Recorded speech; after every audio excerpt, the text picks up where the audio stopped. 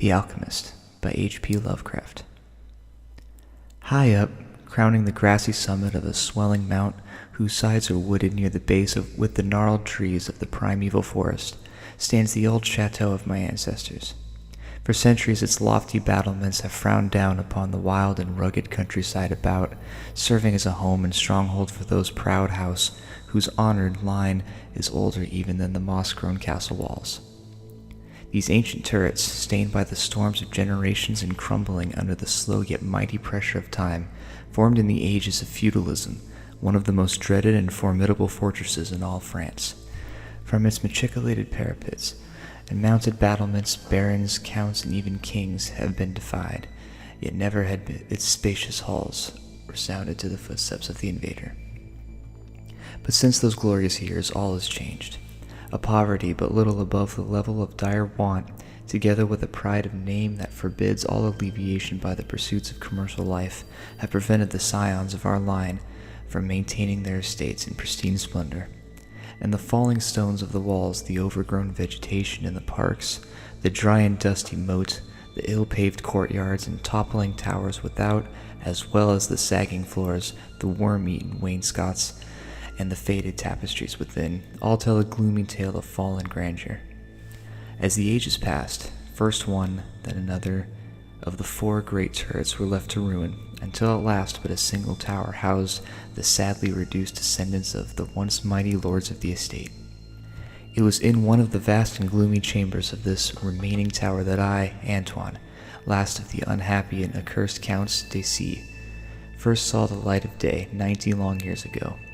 Within these walls and amongst the dark and shadowy forests, the wild ravines and grottos of the hillside below were spent the first years of my troubled life. My parents I never knew.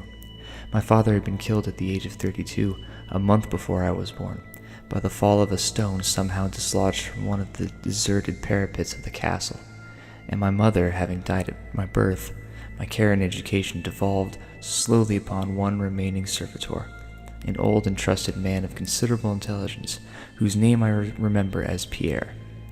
I was an only child, and the lack of companionship which this fact entailed upon me was augmented by the strange care exercised by my aged guardian, in excluding me from society of the peasant children whose abodes were scattered here and there upon the plains that surround the base of the hill. At that time, Pierre said that this restriction was imposed upon me because my noble birth placed me above association with plebeian company. Now I know that its real object was to keep me from my ears, and the idle tales of the dread curse upon our line that were nightly told and magnified by the simple tenantry as they conversed in hushed accents in the glow of their cottage hearths. Thus, isolated and thrown upon my own resources, I spent the hours of my childhood in poring over the ancient tomes that filled the shadow-haunted library of the chateau, and in roaming without aim or purpose through the perpetual dust of the spectral wood that clothes the side of the hill near its foot. It was perhaps an effect of such surroundings that my mind early acquired a shade of melancholy. Those studies and pursuits which partake of the dark and occult in nature most strongly claimed my attention. Of my own race I was permitted to learn singularly little, yet what small knowledge of it I was able to gain seemed to depress me much. Perhaps it was at first only the manifest reluctance of my old preceptor to discuss with me my paternal ancestry that gave rise to the terror which I have ever felt at the mention of my great house. Yet as I grew out of childhood, I was able to piece together disconnected fragments of discourse, let slip from the unwilling tongue which had begun to falter in approaching senility, that had a sort of relation to a certain circumstance which I had always deemed strange, but which now became dimly terrible. The circumstance to which I allude is the early age at which all the counts of my line had met their end. Whilst I had hitherto considered this but a natural attribute of a family of short-lived men, I afterward pondered long upon these premature deaths, and began to connect them with the wanderings of the old man, who often spoke of a curse which for centuries had prevented the lives of the holders of my title from much exceeding the span of 32 years. Upon my 21st birthday, the aged Pierre gave to me a family document which he said had for many generations been handed down from father to son, and continued by each possessor. Its contents were of a most startling nature, and its perusal confirmed the gravest of my apprehensions. At this time my belief in the supernatural was firm and deep-seated, else I should have dismissed with scorn an incredible narrative unfolded before my eyes. The paper carried me back to the days of the 13th century, when the old castle in which I had sat been a feared and impregnable fortress. It told of a certain ancient man who had once dwelled on our estates, a person of no small accomplishments, though little above the rank of peasant by name, Michael, usually designated by the surname of Malvace, the Evil, on account of his sinister reputation. He had studied beyond the custom of his kind, seeking such things as the philosopher's stone or the elixir of eternal life, and was reputed wise in the terrible secrets of black magic and alchemy. Michael Malvace had one son named Charles, a youth as proficient as himself in the hidden arts, who had therefore been called les sorciers, or the wizard. This pair, shunned by all honest folk, were suspected of the most hideous practices. Old Michael was said to have burnt his wife alive as a sacrifice to the devil, and the unaccountable disappearance of many small peasant children was laid at the dreaded door of those two. Yet through the dark natures of the father and son ran one redeeming ray of humanity. The evil old man loved his offspring with fierce intensity, whilst the youth had for his parent a more than final affection. One night the castle on the hill was thrown into the wildest confusion by the vanishment of young Godfrey, son to Henry, the Count.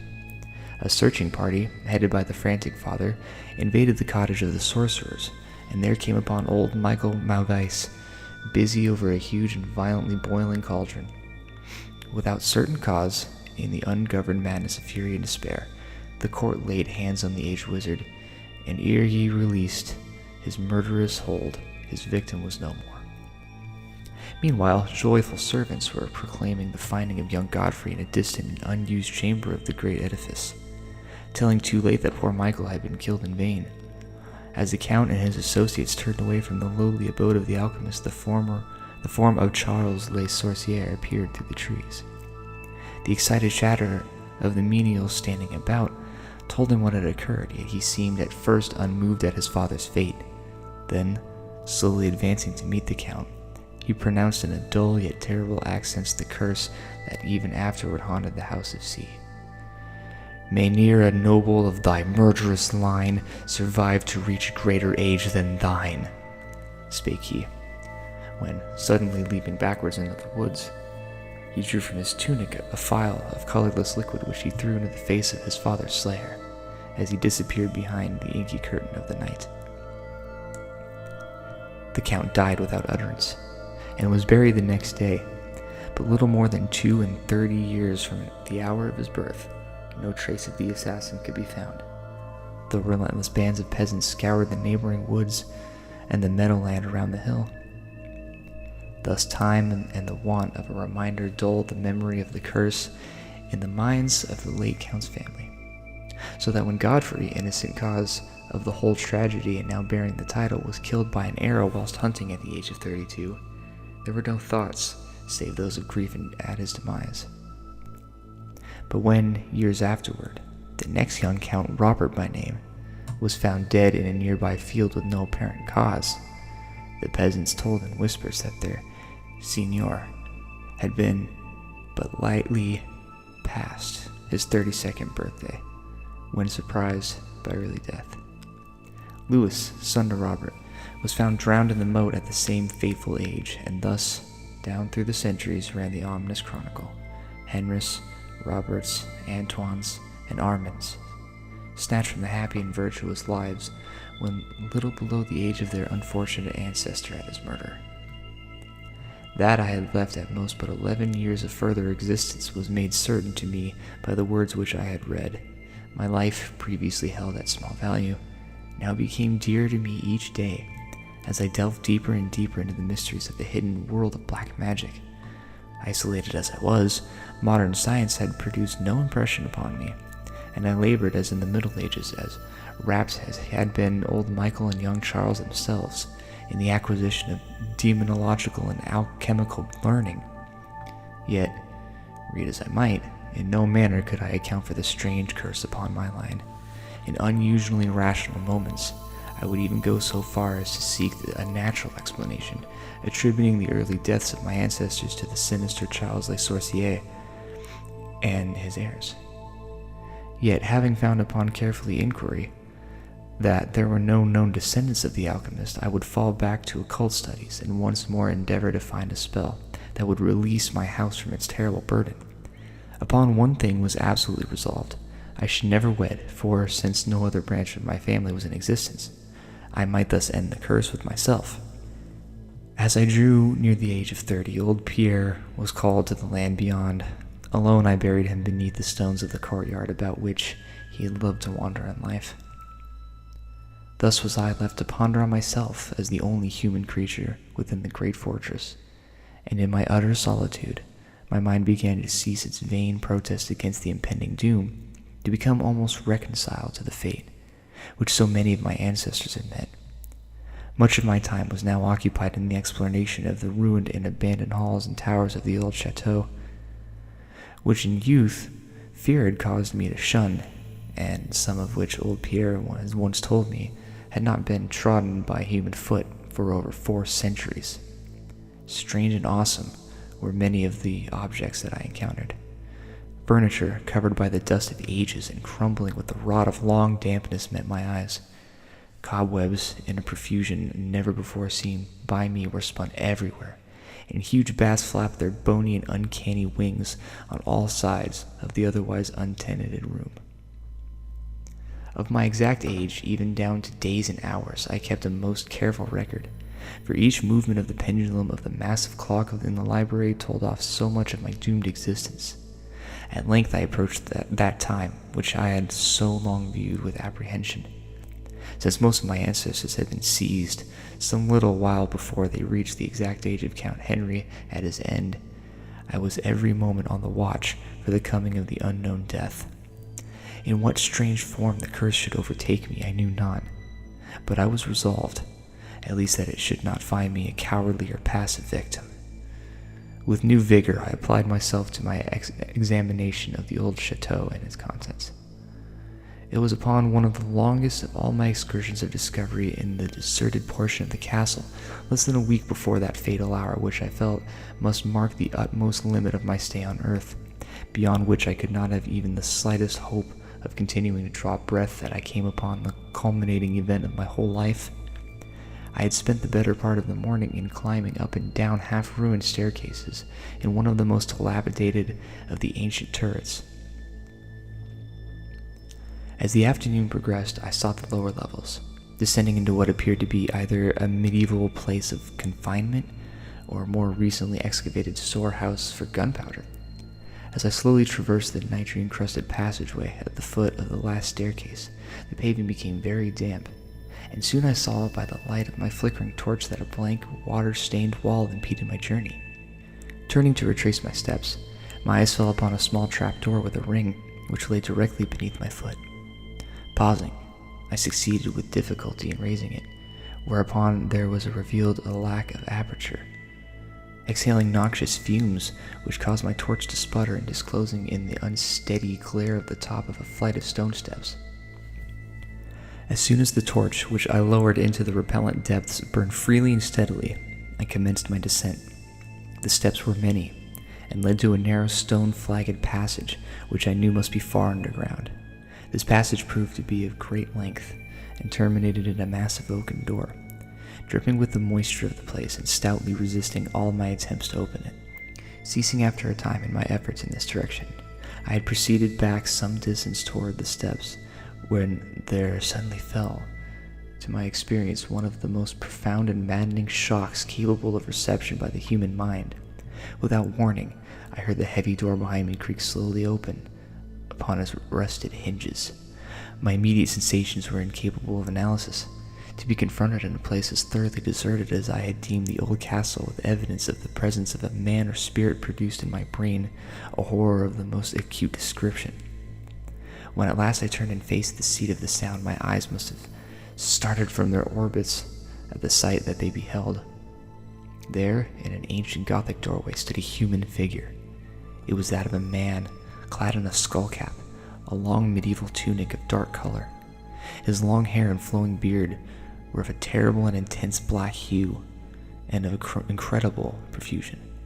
His forehead high beyond the usual dimensions, his cheeks deep sunken and heavy lined with wrinkles, and his hands long, claw-like and gnarled, were of such a deadly marble-like whiteness as I have never elsewhere seen in man. His figure leaned to the proportions of a skeleton, was strangely bent and almost lost within the voluminous folds of his peculiar garment. But the strangest of all were his eyes, twin caves of abysmal blackness, profound in expression of understanding, yet inhuman in degree of wickedness. These were now fixed upon me, piercing my soul with their hatred and rooting me to the spot whereon I stood. At last the figure spoke in a rumbling voice that chilled me through with its dull hollowness and latent malevolence. The language in which the discourse was clothed was that debased of Latin, in use amongst the more learned men of the Middle Ages, and made familiar to me by my prolonged researches into the works of the old alchemists and demonologists. The apparition spoke of the curse which had hovered over my house, told me of my coming end, dwelt on the wrong perpetrated by my ancestor against old Michael Mauvais, and gloated over the revenge of Charles Le Sorcier. He told how young Charles had escaped into the night, returning in after years to kill Godfrey the heir with an arrow just as he approached the age which had been his father's at his assassination. How he had secretly returned to the estate and established himself unknown in the even then deserted subterranean chamber, whose doorway now framed the hideous narrator. How he had seized Robert, son of Godfrey, in a field, forced poison down his throat, and left him to die at the age of 32, thus maintaining the foul provisions of his vengeful curse. At this point I was left to imagine the solution of the greatest mystery of all, how the curse had been fulfilled since that time when Charles Le Sorcier must, in the course of nature, have died.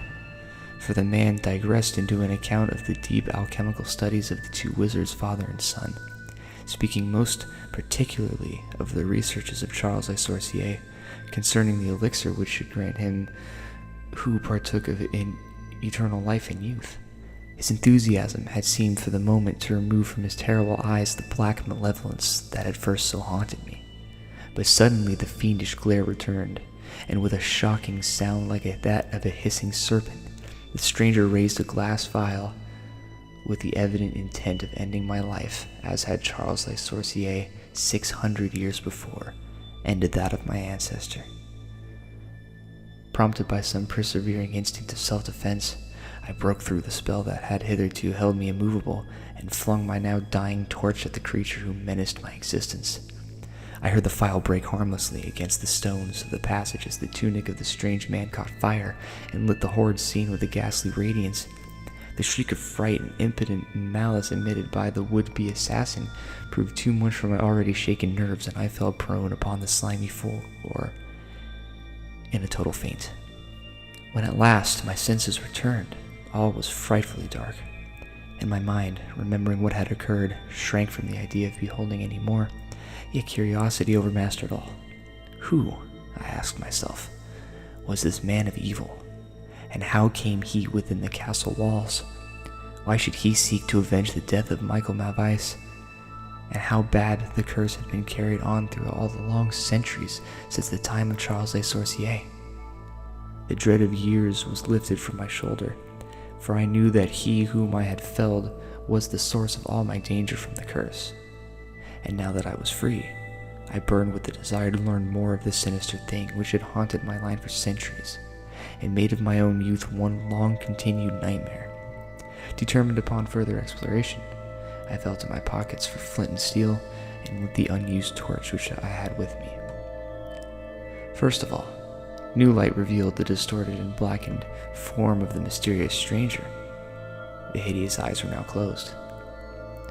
Disliking the sight, I turned away and entered the chamber beyond the Gothic door. Here I found what seemed much like an alchemist's laboratory. In one corner was an immense pile of shining yellow metal that sparkled gorgeously in the light of the torch. It may have been gold, but I did not pause to examine it, for I was strangely affected by that which I had undergone. At the farther end of the apartment was an opening, leading out into one of the many wild ravines of the dark hillside forest. Filled with wonder, yet now realizing how the man had obtained access to the chateau, I proceeded to return. I had intended to pass by the remains of the stranger with averted face, but as I approached the body, I seemed to hear emanating from it a faint sound, as though life were not yet wholly extinct. Aghast, I turned to examine the charred and shriveled figure on the floor. Then, all at once, the horrible eyes, blacker even than the seared face in which they were set, opened wide with an expression which I was unable to interpret. The cracked lips tried to frame words which I could not well understand. Once I caught the name of Charles Le Sorcier, and again I fancied that the words years and curse issued from the twisted mouth. Still, I was at a loss to gather the purport of his disconnected speech. At my evident ignorance of his meaning, the pitchy eyes once more flashed malevolently at me until, helpless as I saw my opponent to be, I trembled as I watched him. Suddenly the wretch, animated with his last birth of strength, raised his piteous head from the damp and sunken pavement. Then, as I remained paralyzed with fear, he found his voice, and in his dying breath screamed forth those words which have ever afterward haunted my days and nights. "Fool!" he shrieked. "Can you not guess my secret? Have you no brain whereby you may recognize the will which has through 6 long centuries fulfilled the dreadful curse upon this house? Have I not told you of the great elixir of eternal life? Know not how the secret of alchemy was solved? I tell you, it is I, that have lived 600 years to maintain my revenge, for I am Charles Le Sorcier."